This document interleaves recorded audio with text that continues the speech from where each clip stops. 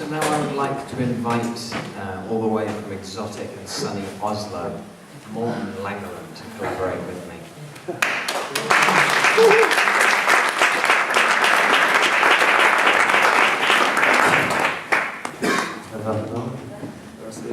Lovely to be here at the ŠKUC gallery. I think it's not pronounced ŠKUC, it's ŠKUC.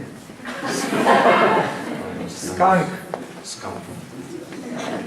So, Morten and I have known each other for quite a while, and when we were talking, we obviously both realised we're really famous. Like poets are famous, but we're level up. So we thought it would be generous of us, given our fame, to do some research about the other kind of lesser poets who are living tonight. So that's what we've done. It's not so much poetry as like research, but it kind of counts nowadays as poetry research.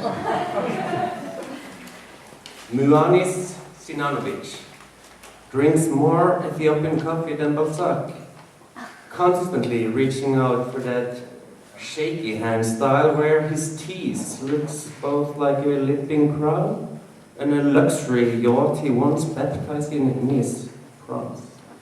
Amadej Kraljevic, who is taller than you and therefore is better than you, who is a fully grown man and has been places and has taken on board your helpful, if unsolicited advice, who knows things you don't, like what it's like to break both your fucking arms and still go on to hold a big fat golden pen and write magic stories about birds and feelings and other classical poetry subjects.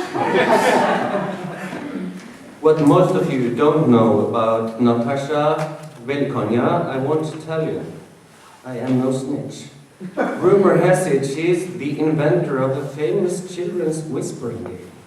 The game's been going non-stop, consecutively for 500 months. I asked her about the game, but she just mumbled something inaudible. Nina Dragicevic, who is obviously not someone to mess with, poetry-wise, who is a poet's poet, will blurb your new book even before you ask her to do so. And you don't intend to ask her because she won't like your poems because they're bad. Tibor Espandur won the award for the coolest name yet. The award was taken away from him due to Tibor being, I quote the jury's verdict, too much of a Don Juan.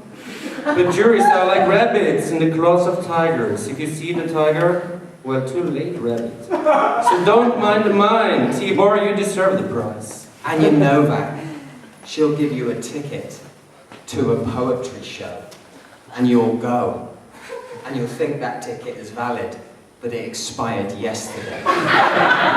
Because Anya is doing the poetry for tomorrow, which you ain't at yet, and you don't get yet. And arguably, given what you're like, you'll never get. Because Anya is in front of you, whether you know it or not. She's like the laws of physics. She don't bend. And I can't tell you why that is. I don't know. I'm behind Anya.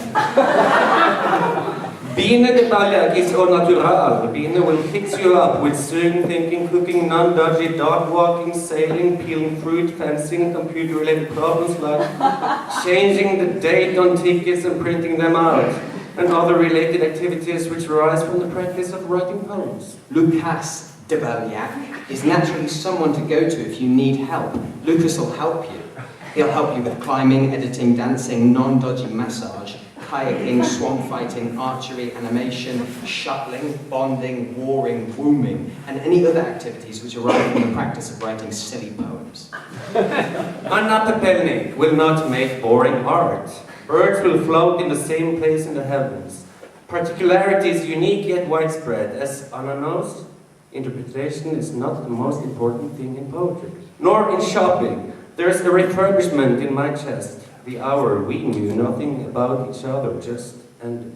Andrea Stepetz, who likes cats more than people, even when the people are cats and the cats are people, like in old Egypt or with films with Michelle Pfeiffer, who Andrea wouldn't even have coffee with if Michelle Pfeiffer lived in Ljubljana, because there's poems to be written and she don't have time for faded Hollywood stars.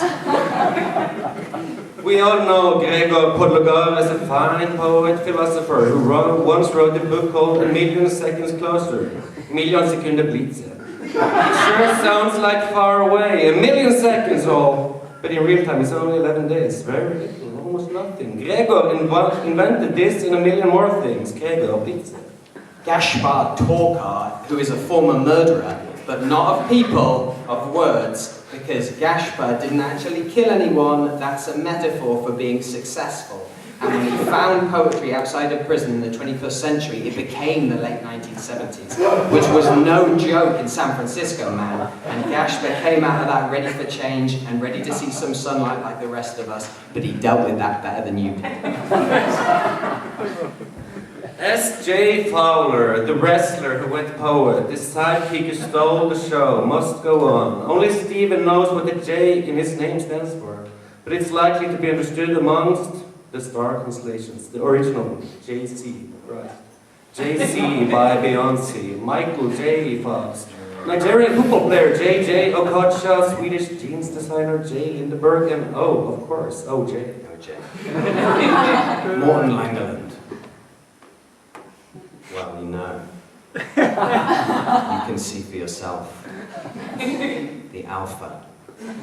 The Omega. The hot sausage poetry warrior. Maribochanka, Nesta Struk, good evening. Hannibal and his men crossed the Alps by elephants. Isn't it more beautiful to cross the Alps by the flying elephant? Dumbo, with a ticket from Air France? The Alps were freezing and wearing winter clothes, just like Nesta Struk's poetry. Freezing, but wearing warm verse. Nika Prusnik-Kardum is a magician. Nika is a horse whisperer, a ringleader, a peacemonger, a flag bearer, a throat slitter, a carrot in the teeth, a nice person, and someone I would totally let babysit my pets. Max Höfler's homepage says it all. Here you won't find out anything at all.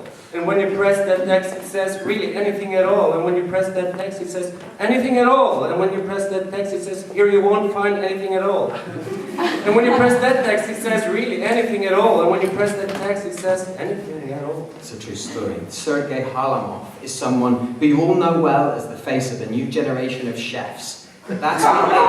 That's not all he is. He also writes poems in Ljubljana or Copenhagen, because that's the kind of city where they have these poets who need to be replaced by people like Sergei. Endre Ruset name means, translated from Norwegian, change, intoxicated. A poet whose name is both changed and intoxicated could have had a hard time getting away with it. Jokes are endless.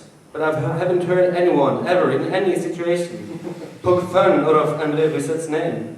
Maybe because he sleeps 20 hours a day and once crossed his home country by foot, just like Japanese haiku master Pasha. Alenka Jovanovski, the poor saint who has the burden of dealing with Endre Ruset tonight. She can power through difficult tasks, that's why she decided to become a poet. But this evening is more than ready and willing to take on the challenge, as has always been the way, and you haters can suck it because Alenka is here to show you. Thank you.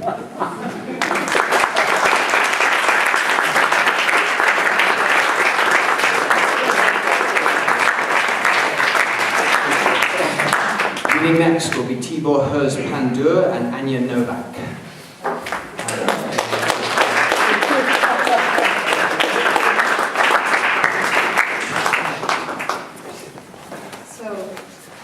To be or not to be behind.